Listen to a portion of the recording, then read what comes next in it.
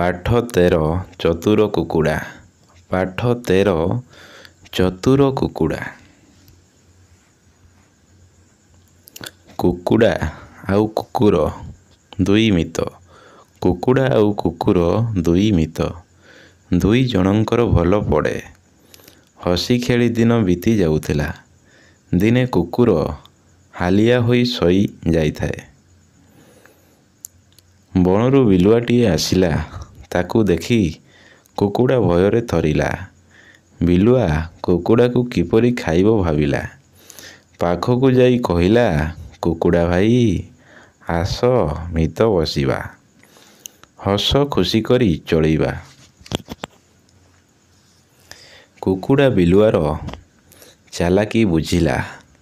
କହିଲା, ରହ, ଆଉ ଜଣେ ମିତକୁ ଡାକୁଛି, ଭାରି ମଜା ହେବ। କୁକୁଡ଼ା ଡାକ ଛାଡ଼ିଲା। କୁକୁର ଭୋ ଭୋ କରି ଦୌଡ଼ି ଆସିଲା। କୁକୁରର ଭୋ ଭୋ ଶବଦରେ ବିଲୁଆ ଦେହରୁ ଝାଳ ବାହାରିଲା। ହୁକେ ହୋ ରଡ଼ି ଛାଡ଼ି ପଳାଇଲା।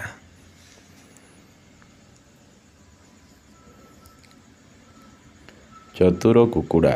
ପାଠ 13 ଚତୁର କୁକୁଡ଼ା।